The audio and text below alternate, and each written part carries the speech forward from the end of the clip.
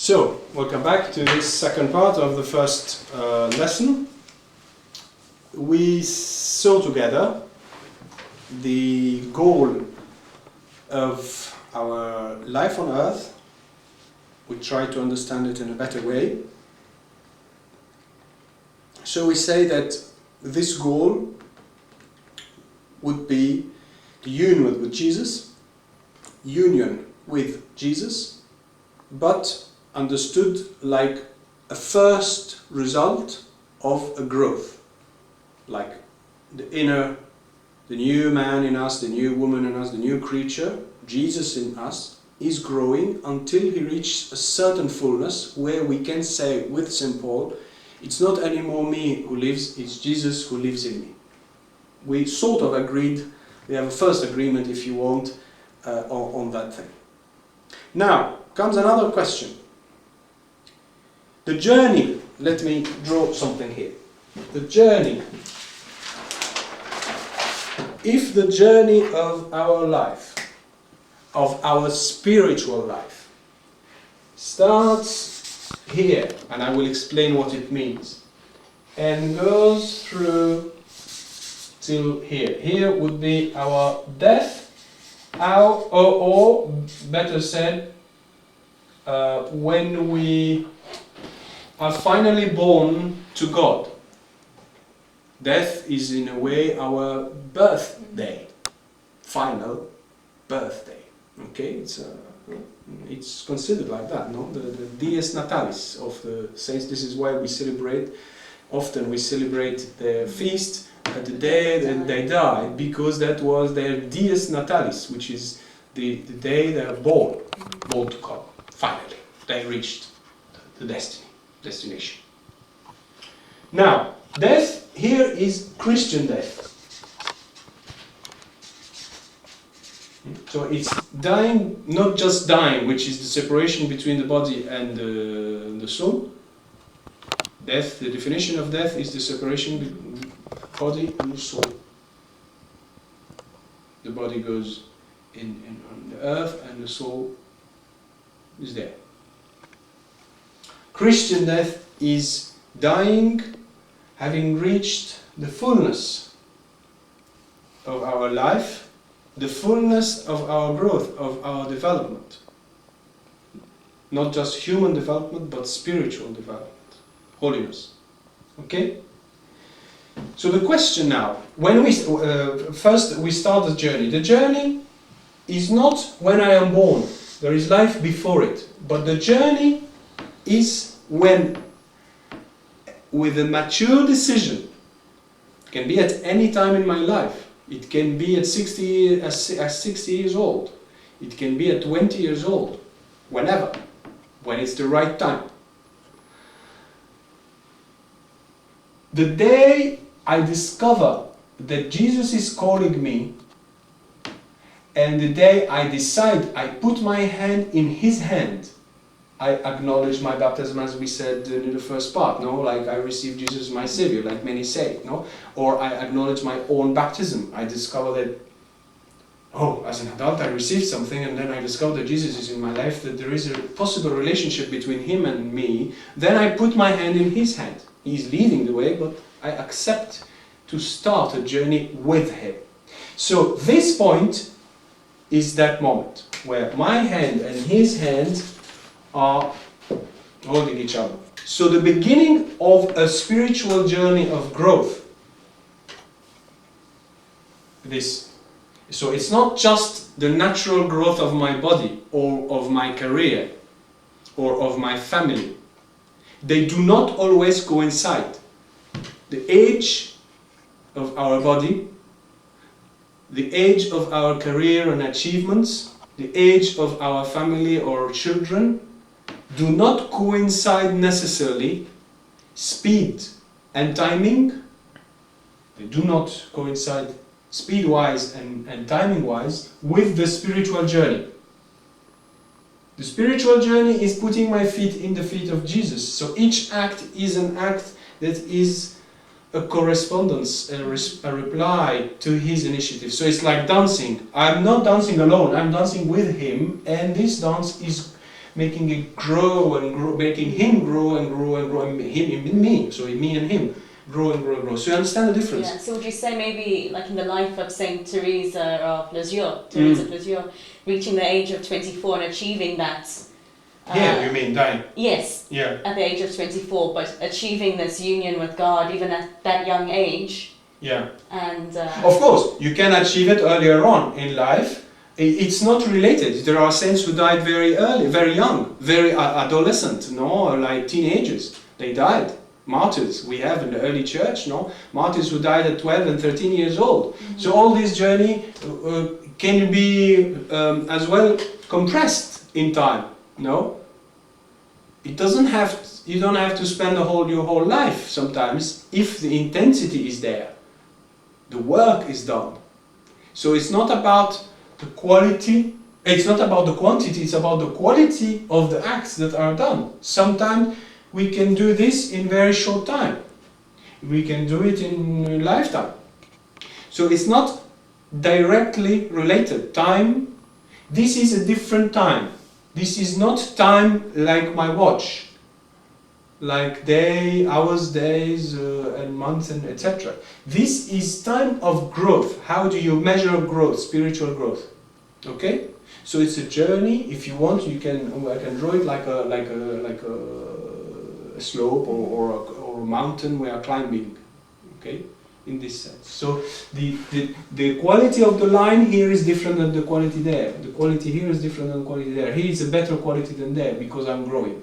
Okay, understood? So this is just a graph of growth, but I'm just doing it one line to just focus, because this line will remain with us.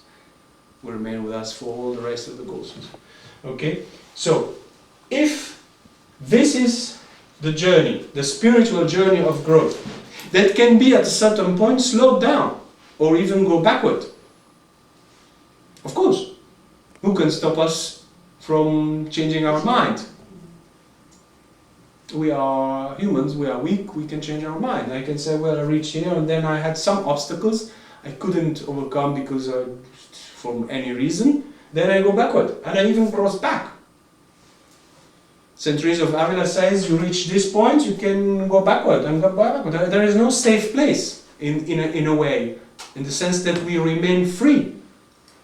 Even the union with God itself, as the top of the mountain, if you want, when St. Paul says, I don't live, it's Jesus who lives in me, even this achievement doesn't mean that we cannot go backward, or we cannot do something that is not following the... Of course we try not to, because we are different. We feel that we are more sensitive spiritually to the will of God, you see what I mean? But for instance, remember that Adam himself was in the presence of God, and he perfectly sinned. St. Teresa of Avila, in the 7th mention, so reaching the union with God, do you remember, if we draw the human being is like a castle, and then the inner room is here where Jesus is dwelling, the fullness of union, so we are growing, like we are trying to reach the 7th mention. St. Teresa of Avila in the 7th mention, so the person is already united, like St. Paul says, it's not me who lives, but Jesus who lives in me, and all the beauties you can imagine is here. She says, she mentions Solomon. Solomon, who ended his life in a bad way, because he was fine, he was rich, he was wise, which is the most important thing, but in the end of the day he sort of married with women who weren't believers, were Jew, and he mixed with them, and in the end what happened? He went astray. So she mentions that issue here. So you're not safe in a way. Okay? So, but I don't want to focus on that now. We need to focus on the good things, the beautiful things. If this is the journey of spiritual life, this is the Christian death, and this is where I decide to put my hands in the hands of Jesus, I'm asking you now, where would you put the union with God? Remember, this is not time only. This is the measure of growth. It's like you have your baby, you go to the doctor, he takes the ruler and says, well, your baby now is 60 centimeters or 50 centimeters, and then this, I don't know, I'm not a doctor. So you go more and more and more and more until we reach at the age, I don't know, of 18 or 21 or more, our height, and we stop and we are stabilized. So this is the measure of our spiritual height. So where would you put the union with God? So this is the journey. This is what should attract me in life. This is my goal, to reach the Christian death, which is the fullness of my realization, my transformation in Jesus. But before reaching that, I have another goal, which is a fuller union with Jesus. Remember the story. The kingdom of God can be compared to a little seed, and the seed becomes the biggest tree, and this tree will bear fruits, will shelter, will harbor many birds, etc. But before bearing fruits, you need to reach maturity. No, a human being cannot have children if he doesn't go through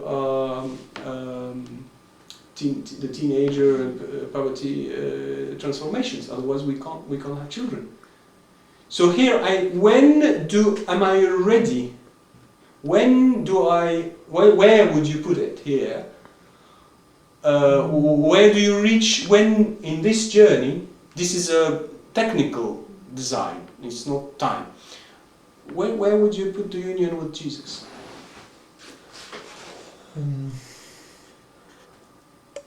Well, I have another question. Could that location be different for each people? This is, I'm replying to this question, and we're getting very technical now. Yeah. Your question will be right if this was the measurement of time.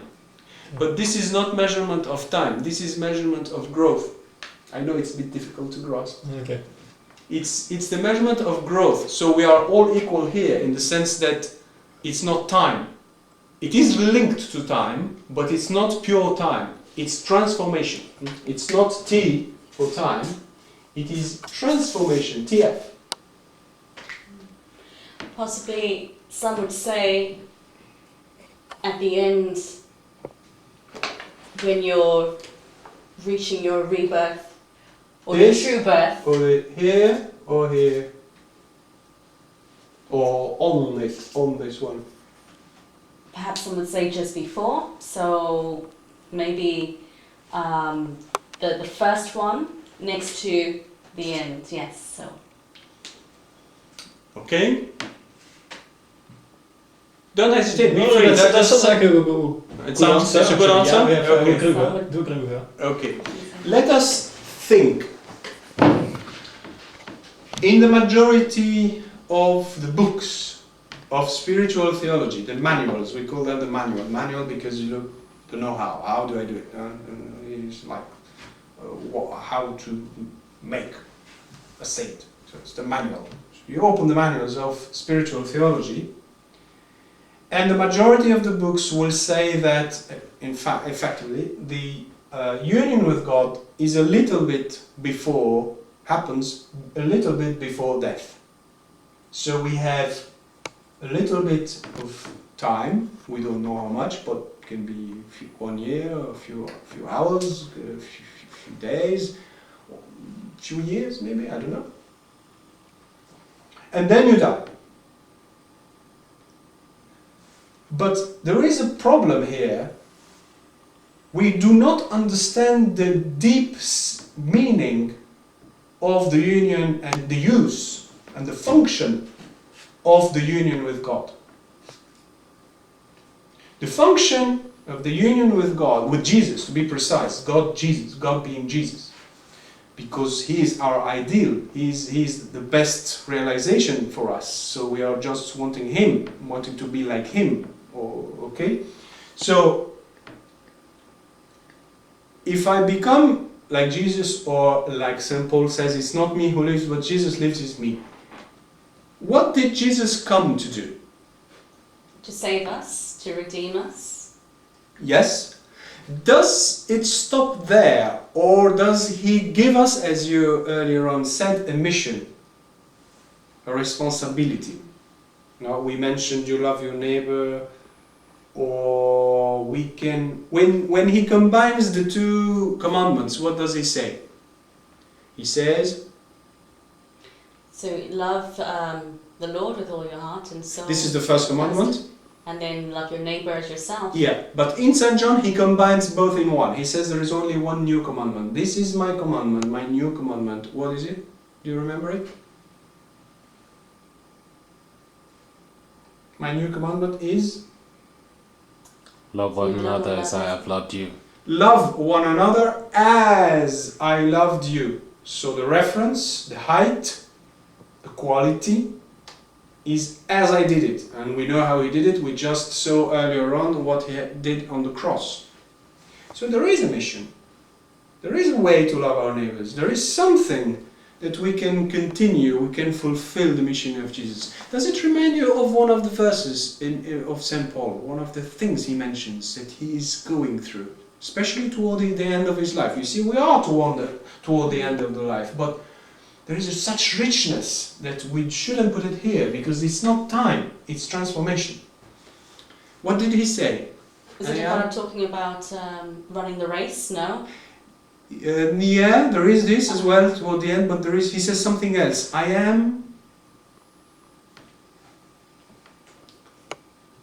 What is he doing for the church, for the body, Jesus' body?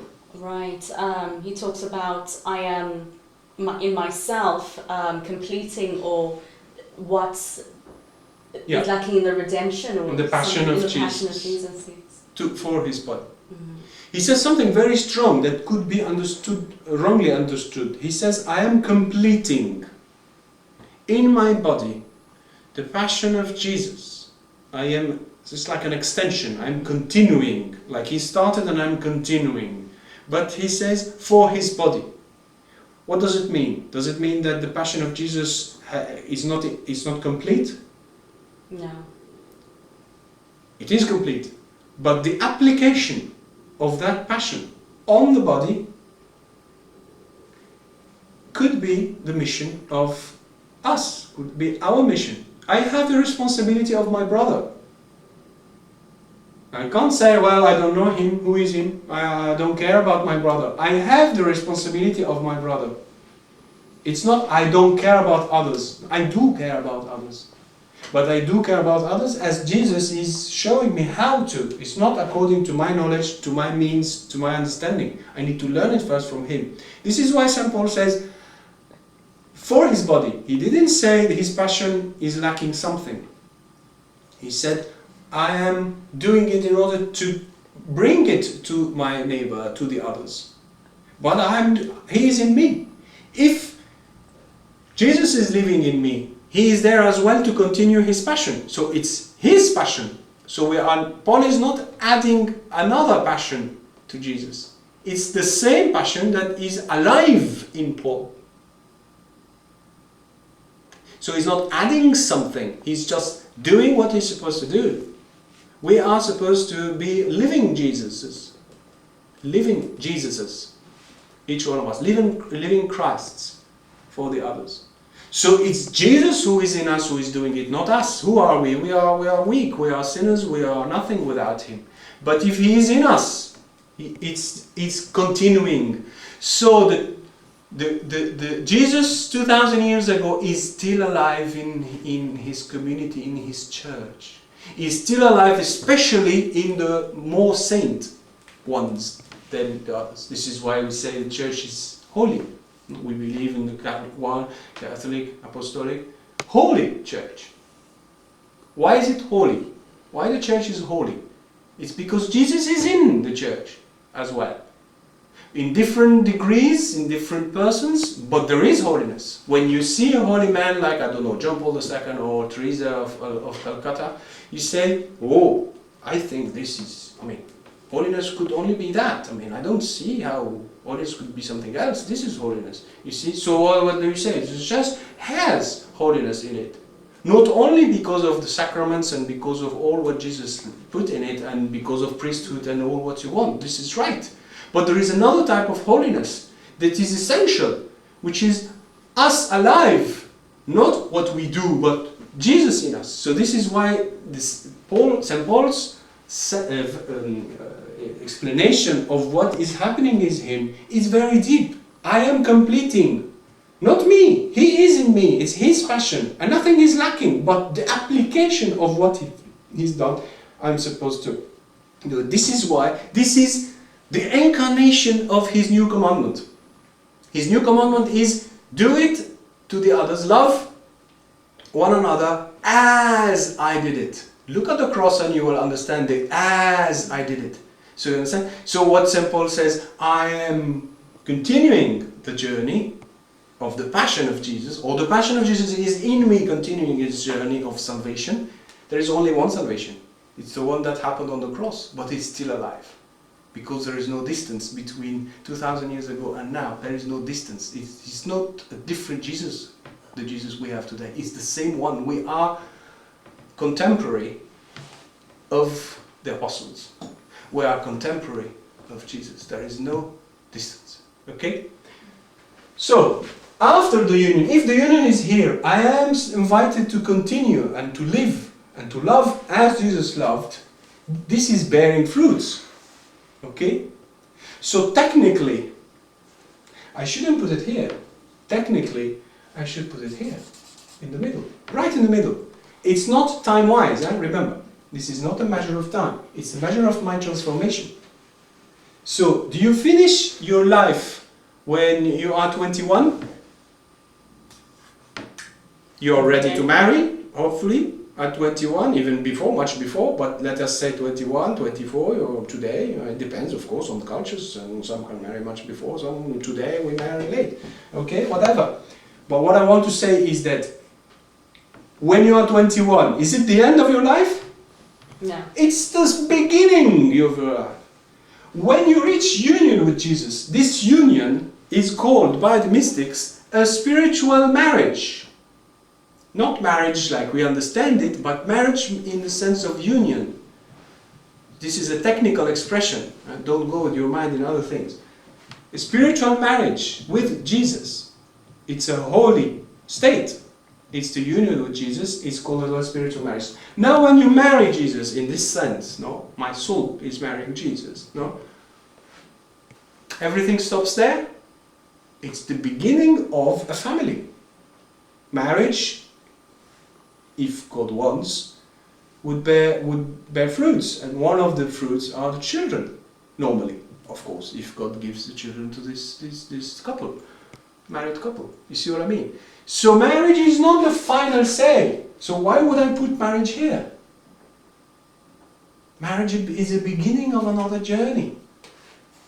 This is why we need to widen a little bit our understanding of the richness of our mission, the depth of our mission. It's not just to reach union and then to die and fall in the arms of God just 2 minutes after. This is wrong. This is not understanding the real meaning of union. The real meaning of union is the starting point of a rich life. Being fertile, being capable of bearing fruits, maturity, being capable of having children. It's it. So this is why I put the union with God here, not 2 minutes before dying, like many books do. It's wrong. So let us just sum it up and understand what is happening. Jesus, in the letter to the Philippians, you can read it. I will remind you rapidly the contents of this passage. I think it's chapter 2. I think. What happens? He says, Jesus, who was God first, became man. And being man, he went even lower. He humbled himself. He became slave as well and suffered for us, and the last final thing is death. But Jesus' death, which is, we explained it, salvation. Okay. So he's God. Then he becomes human, incarnation. But human he has a journey, and then he enters his passion, and then he dies. Okay, so he lives 30 years, and then he has 3 years of ministry, and then he has his passion. I put it here bigger because these 6 hours on the cross are equivalent of million years of work. You see, time here is elastic. Now, the union with God means that if I start my journey here at the same level roughly, if I start my journey of growth, I want to reach the fullness of union with Jesus. So I am meeting him at the point of his incarnation. I'm not doing a union with God. I'm not going up. This is a bit slightly wrong. Union with God, God is Jesus in the sentence, in the expression. Union with God means, God here means Jesus. Doesn't mean just purely God. Because our ideal is not God. Our ideal is Jesus, who is God. Because he has both natures, he is human as well, he has a human nature, so we can relate to him and we can conceive and understand human perfection. So human perfection is just not a Greek statue in marble. Human perfection is Jesus. He's alive, he's dynamic, he's moving, he's suffering, he's walking, he's eating, he's preaching, he's being patient. This is Jesus. Okay? So my ideal is to reach what? Is to reach the God who became man. So the balance between a fullness of being in touch with the divinization, being united with God, but all God is in him, and I have all the humanity in him, all the human nature in him. So my ideal is to reach this point. This point, remember, is the incarnation. Here, remember, this is God, and God enters and becomes incarnate. Then 30 years plus 3 years and a half of preaching, then 6 hours or 3 days up and down. Okay? So my ideal is to reach him. You perfectly understand that the real realization of his commandment, love as I love, to follow my path, is to go down as well this way with him and in him, as St. Paul says. Jesus is alive in me. So I am fulfilling his mission. I am living what he lived. Not that he needs it, but it's just to transmit it to others. So I am like a sacrament for others. This is why Council Vatican II calls the Church sacrament of salvation. It means this, that this St. Paul is a sacrament of salvation. The martyr is sacrament of salvation. This is why the Church is born from the blood of the martyrs. Because the martyrs are the continuation of Jesus. And the most sacred body, after the body of Jesus' body, is the body and the blood of the martyr. This is why we celebrated the Mass from the beginning where the blood was shed. Because that blood was very precious. And we need that type of blood. Otherwise, there is no hope for the Church. There is no hope for Christianity. Because this is the realization of his commandment. Love as I loved. He didn't say love less. He said, as I loved. So let me be in you, you in me, and me in you. So this black arrow and the green arrow are united. They are not parallel. They're not just touching each other. They are transformed. He is in me and I am in him. Then this is another journey. So you understand that I have split it in 2 equal parts, just for the sake of explaining the growth and bearing fruits, fecundity. You are bearing fruits. Like you are married, now you create a family. You didn't just prepare yourself to marry and then die. You prepared in order to create something. As you mentioned, a mission. Something to do. So the general basic mission for everybody is this one. You can add on top of it like becoming a priest or becoming a catechist or becoming this or becoming that. It's fine. But if you don't have the background, the depth, the quality of all this, well, it's just exterior movements of words. You see what I mean? So this is why I say that the union with God is very important to be understood. Otherwise, we do not understand what is the church. It is a fundamental notion of ecclesiology. The union with God is not only spiritual life. It is a fundamental notion of ecclesiology. Ecclesiology is the science, the theological science of the church. Ecclesia means church. Ecclesiology is like theology. It's like the science of what is the church.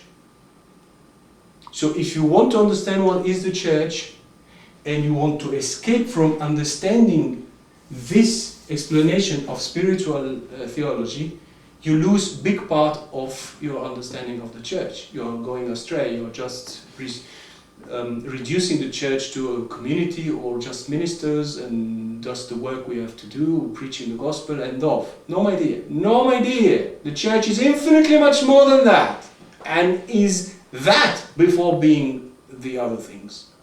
So in order to understand better what is the church, we need to understand what is the union with God. Then the church can be born. Because the one who is generating the church, and the church is the composition of each one of us, it's all of us together. You have Jesus on the cross and Mary generating each one of us. Mary, the new Eve. You have the Adam and Eve, and you have the new Adam and the new Eve. And they are giving birth to each one of us. And giving birth is, we described it, the first part of this lesson, Jesus on the cross, what he is doing, how he makes us cross on the other side. Okay? So now, the last final part of at least the minimum for the first lesson is to know, then, okay, the journey is to reach the union with God, then to come down and with the same movement of Jesus to fulfill his, and understand that being united with him is not a selfish issue. Some people say, well, all these mystics are sit down and they are just with their God and they forget the rest. I'm sorry. The most generous, the most productive humans are the mystics. Can you be more active than Teresa of Avila? I don't think. I challenge you if you can be more active than Teresa of Avila, and she's a mystic.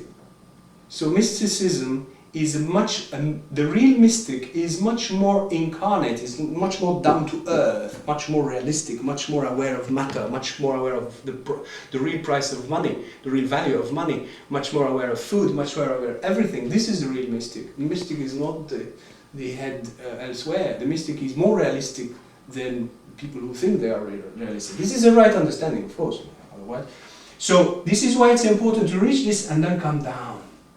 The question now is, are there stages here?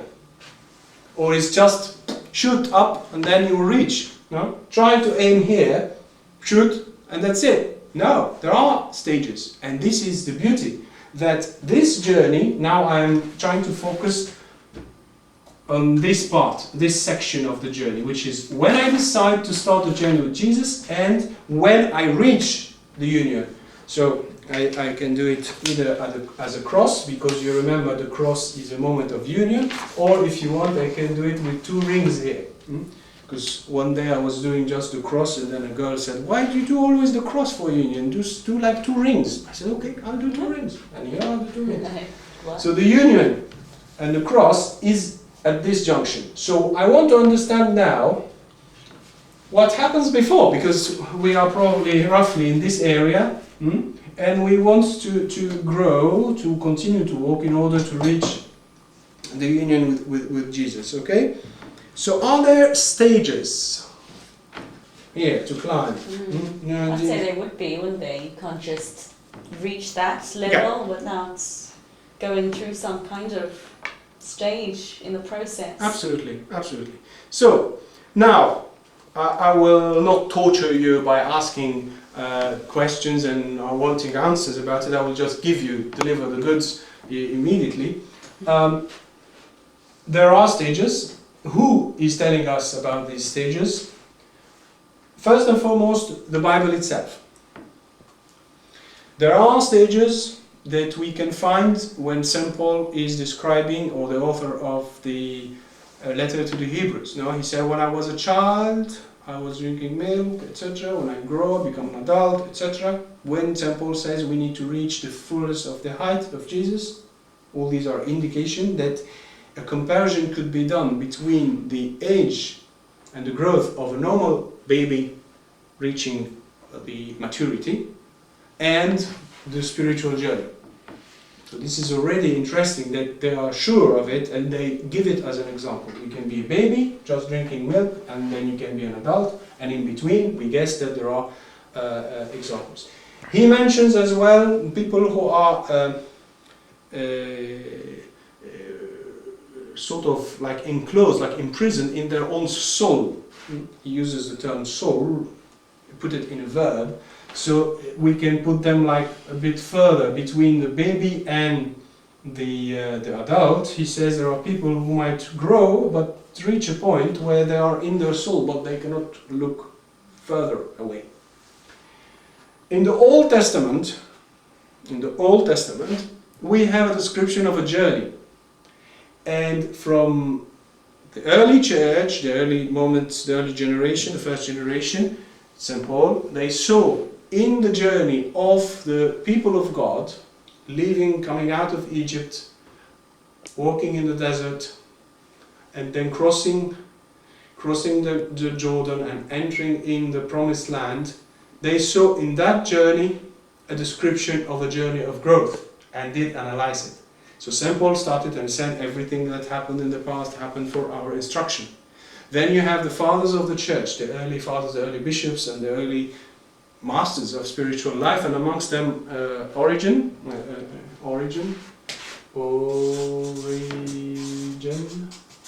and many others. He's not the only one. Sort of went back to that thing and said, well, there are here stages, there are steps in our growth. Let us go look in a closer way. So this journey, if you want, and I'm here doing, if you want, the Red Sea, so the branch, the right branch, the left branch, and then you have here. So they crossed, and then, so this is geography, this is the Sinai. So they're crossing from the Egypt. They cross the Red Sea, they sort of walk roughly this way. Well, you have many journeys described, I won't enter there. And then they reach a point here, and they sort of go in circles for many years. Then after that, they go and cross, there is a Jordan, they cross the Jordan and they reach the promised land. I'm sorry, it's not exactly like that, should be like slightly to the right. So this journey of coming out from Egypt, we always, the fathers of the church, saw it like the freedom, not like baptism. And so when they explain for the new baptized, they go back in their explanations to that night. And they say, you as well, you were in the darkness, you were in the country, land of slavery, the Egyptians, under Pharaoh. Pharaoh being here the symbol of the devil, blah, blah, blah, etc. Now you are freed from him and you crossed from the darkness to the light. But it's not enough. You have to continue the journey.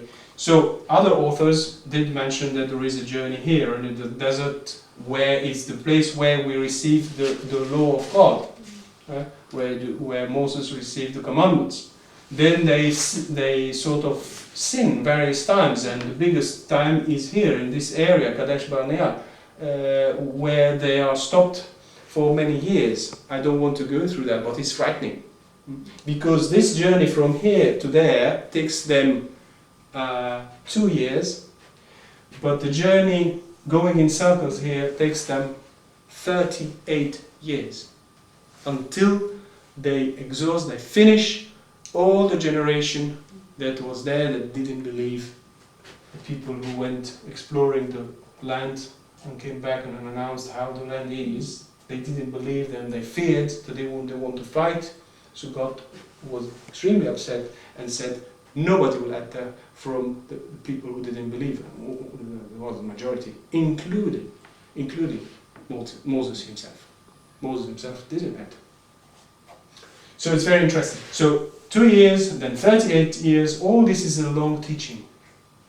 So if we dive in all this world and try to understand and explain it, we will see that it is like seen under a microscope, the description of our journey. But thank God, there are some people who made it easier for us in sort of like describing the journey.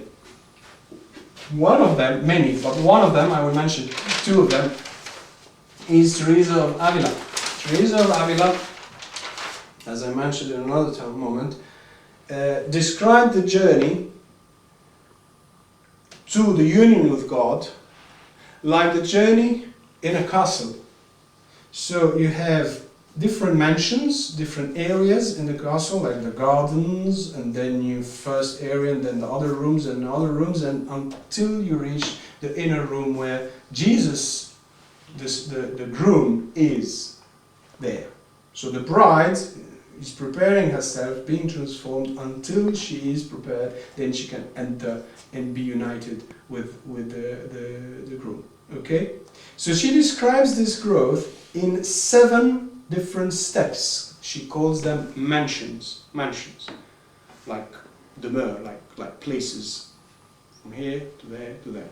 Mansions, like places, like almost geographical movement in the castle, but in fact it's a transformational. So it's not geographical, it's transformation. So it's not like time we did, like the mind. It's not the measure of time, but it's a measure of quality of growth. Here it's not geography, but it's the measure of the transformation and growth. So it's very interesting to see that she describes the journey of growth in 7 steps. Saint John of the Cross, born 1545, dies 1591, describes as well the journey to reach union with God as a journey of purification. So he says there are phases first, 2 central phases of purification first. The first one, he says, is the external purification of the external part of our being. So we call it the sense. Not the senses, plural, sense, singular. It means the whole structure, external structure of our being. So when God starts to speak to us, remember the baby, in the beginning, the baby and then the adult. He speaks our language in the beginning. So he speaks to us like giving us consolation, giving us signs, exterior, palpable signs, etc. So it's sort of, we feel in the beginning when we start to put our hand in the hands of Jesus, we sense almost the presence, the physical presence of Jesus. So there are plenty of consolations. From that step, he will bring us to a deeper transformation. So it is important for us to know how God deals with us. And after we reach a certain growth, how he will change the way he's dealing with us. So if we don't have this knowledge, everything is equal to everything. We are just Christian, we are going to pray, we are going in our prayer group, we are going to attend our biblical courses, and everything is equal to everything. No, it's not everything is equal to everything. God is dealing with you in a certain way, and you need to learn this sort of managing of the relationship, how he manages it, what are the conditions, what is he expecting from you to do at this junction. Then there are other steps, and there is a stronger steps where he goes deeper in us. So he doesn't deal anymore like he used to deal before. He changes the way he deals, and this is the 2nd level course. You have the 1st level, 2nd level, and 3rd level. So the 1st level course teaches this part, the 2nd level course only this part, and the 3rd level course teaches all this part.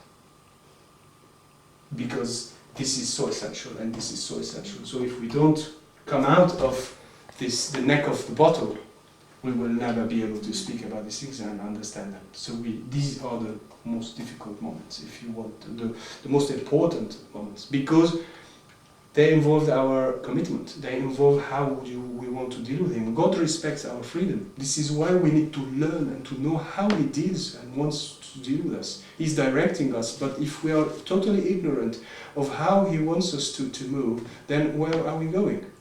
This is why as well we need masters in spiritual life who can help others to understand where they are going. This teaching should trickle down to everybody, through people who study it, through people who have the mission to do it, and one can receive the call to do that. I mean, this is a mission. What I'm doing is I didn't choose to do it. I was like grabbed by my neck to step by step in order to reach that high. It's not my choice. It's too high, too complicated, difficult, too deep. But you need first to become a disciple.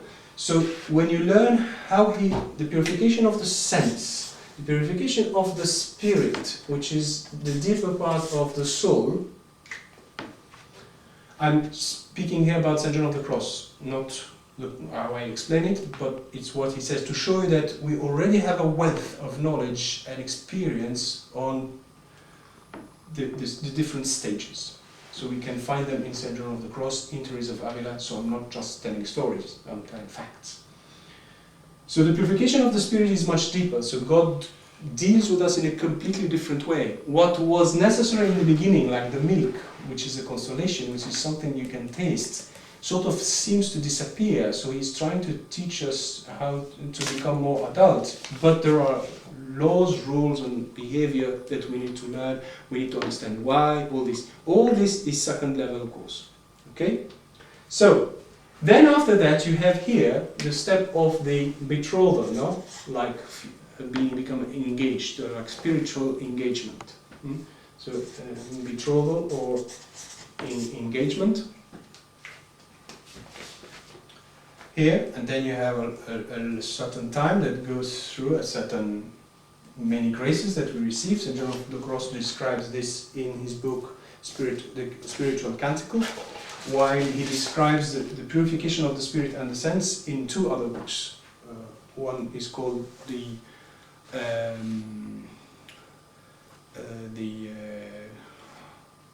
Mount Carmel, the ascent, the ascent of Mount Carmel. Sorry, because I'm used in French. The ascent of Mount Carmel, and for both steps, what we are supposed to do and what God is realizing in us, you find it in the it complements it. The book called The Dark Night. The Dark Night. So the dark night of the sense and the dark night of the spirit. Night means purification in his language. Okay, so these two books explain what we are supposed to do in order to grow and what God is doing while we are doing what we are doing. Then here, as I said, the betrothal, engagement, if you want, preparing for spiritual marriage, is described in the Spiritual Canticle in St. John of the Cross from the stanza 13 till the stanza 27, if you are following the first version of this Spiritual Canticle. Anyway, you can read that book. It's all available in the market, and etc. But we will explain, of course, all that to make it sort of more understandable, more human, not just something written 400 years ago. Then, of course, you have the spiritual marriage.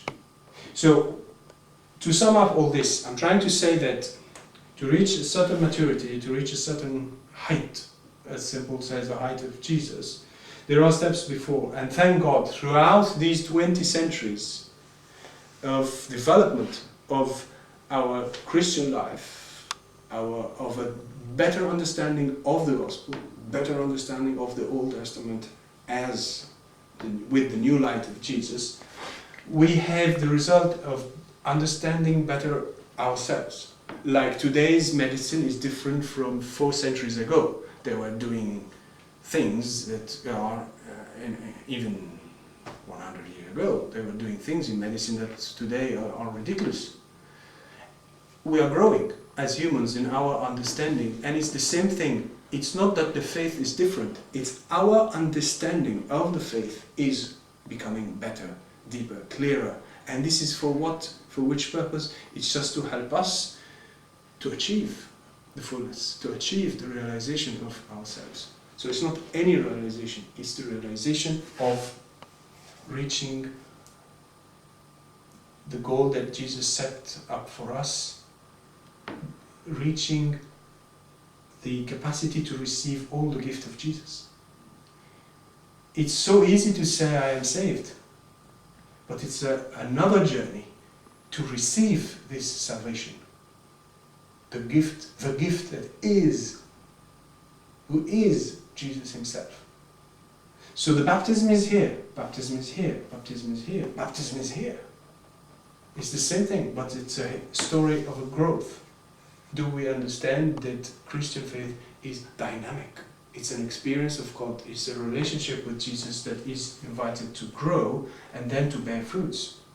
Doesn't mean that we don't bear fruits before. We do bear fruits, otherwise we wouldn't grow.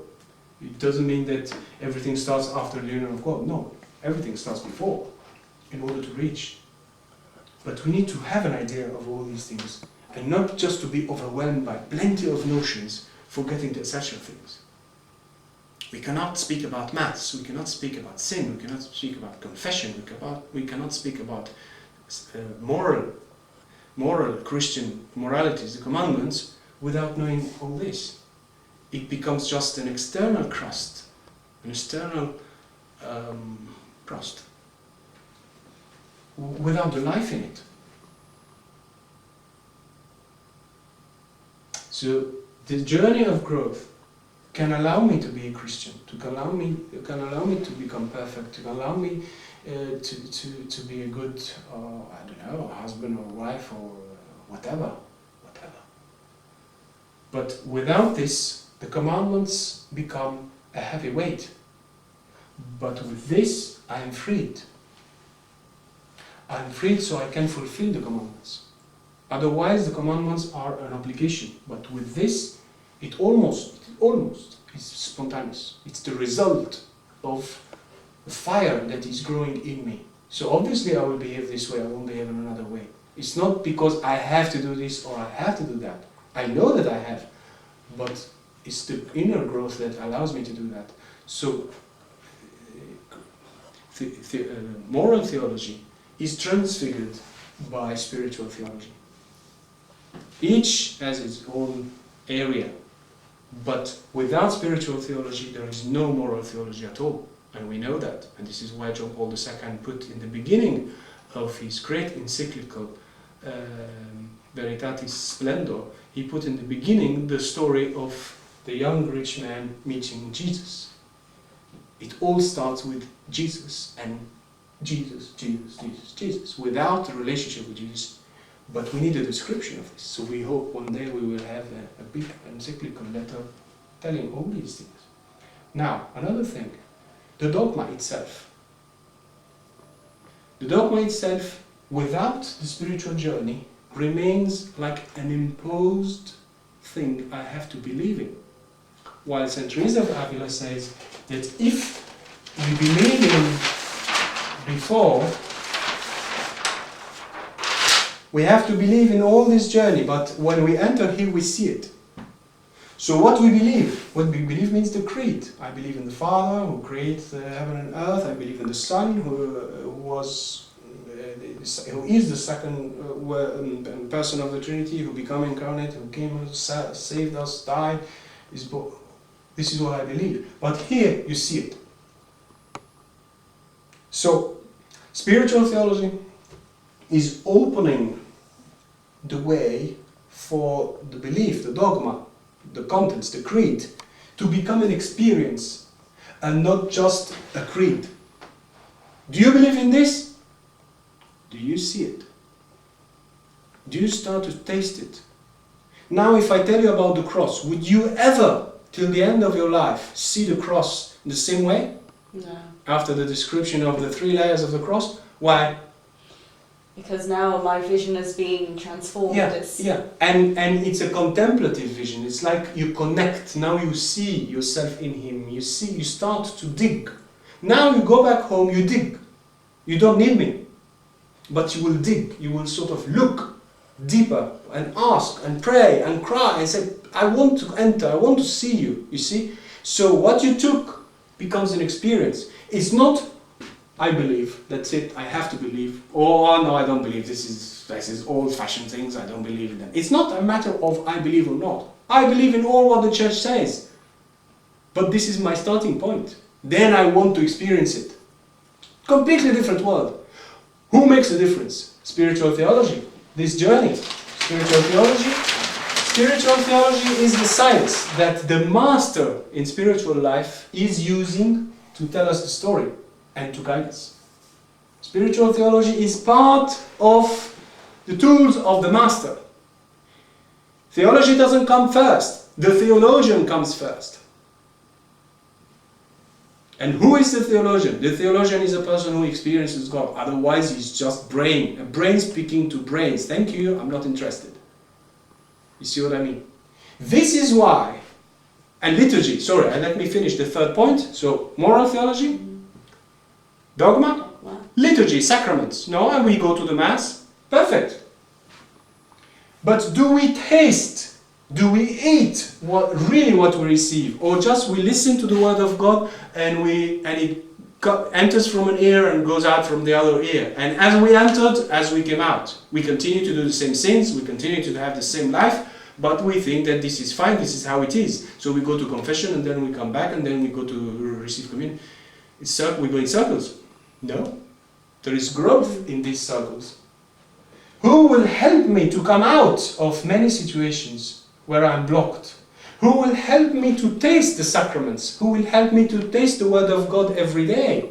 There is a Word of God every day in the church, in the Mass. The priest is saying the Gospel. It's Jesus who is speaking to us. Did you receive this Word? Did you sit down in order to receive it? Lectio Divina, we will see that in the course. You see what I mean? So, the journey of the teaching and the growth will transform my sacramental practice. I will live the Mass in a different way.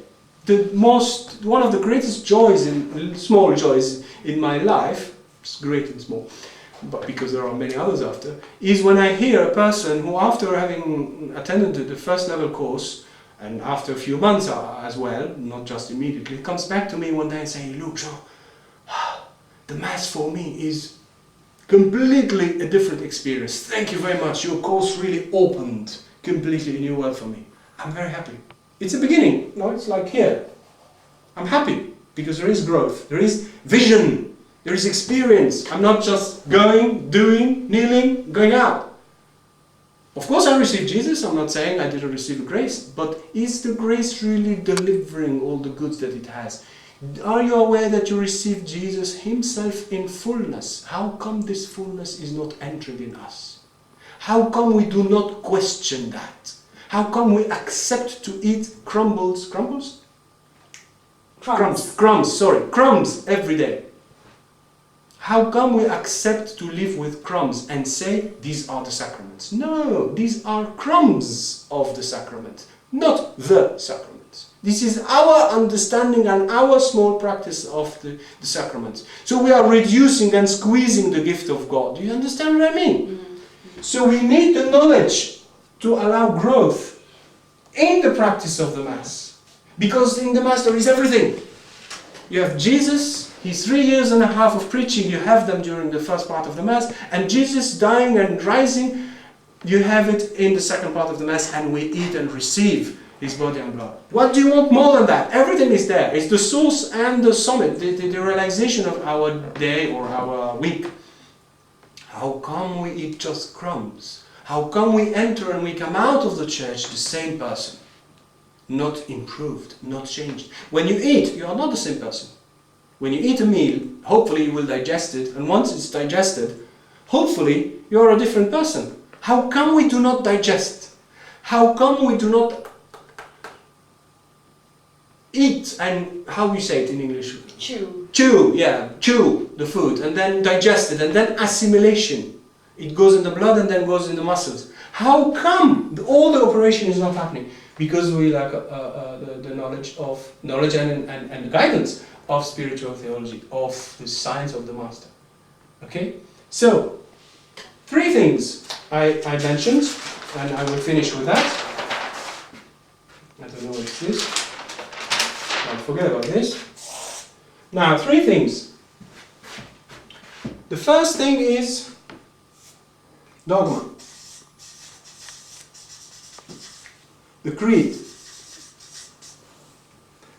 Second thing is liturgy. Sacraments. The Mass. Confession, etc. Then, commandments of God. Commandments, moral, Christian morality. When you hold this book, the Catechism of the Catholic Church, when you hold it in your hand, this book is divided in 4 parts, and this is the sum of all the teaching, the Christian, the Catholic teaching. Everything is supposed to be inside. The 4 parts of this book are dogma, the explanation of the creed, liturgy, the explanation of the 7 sacraments, moral theology, commandments, the explanation of the 10 commandments. And then you have a 4th part, which is prayer. They call it prayer. You can call it as well spiritual life, would be nicer. I mean, it's ample. Prayer is something, spiritual life is the whole thing. Anyway. Now there is a very, very important paragraph in this book that gives us the key to our entire Christian life. It says the following. It's number 2558. You can find it online on the Vatican site, the Catechism of the Catholic Church, or just Google Catechism of Catholic Church. Go to number 2558. You will see the sentence I'm just reading now. It says, now we are in the beginning of the 4th part, but I'm not putting it here, and you will understand why. So you have 1, 2, 3. Let me write, so it's clear for you. 1, 2, 3. And now I'm reading the beginning, the first paragraph of number 4. It should be normally here, but I won't put it here. It says, great is the mystery of the faith. We say it in the Mass just after the consecration. The priest says, great is the mystery of faith, and then we say something after. So it's an exclamation, it's a like something that the priest says in the Mass, during the Mass. The Church, after just the consecration, so it's the death and the resurrection and the mystery of His presence there on the Eucharistical table. No? The Church professes this mystery, all our faith. Profess means I say what I believe in. Where? In the Creed. Professes this mystery in the Apostles' Creed. Part 1. I'm reading. And celebrates. Profess, celebrate. The verb is to profess, the verb here is to celebrate. In the sacramental liturgy. Celebrates this mystery, celebrates it in the sacramental liturgy. Part 2. So that, as a consequence of believing and celebrating, the third is to live, so that life of the faithful, the faithful being us, the faithful of Jesus, Christians, may be conformed to Christ in the Holy Spirit, to the glory of God the Father, in the commandments.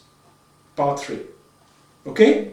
So he is saying, we explained first part, we explained second part, and we explained third part. Now we are starting the 4th part.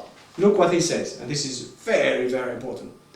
This mystery, which is the global fact of our faith, our life, this mystery then requires that the faithful, the Christian, believe in it, creed, that they celebrate it, and that they live from it in a vital and personal relationship with the living and true God. You cannot do this, and this without the vital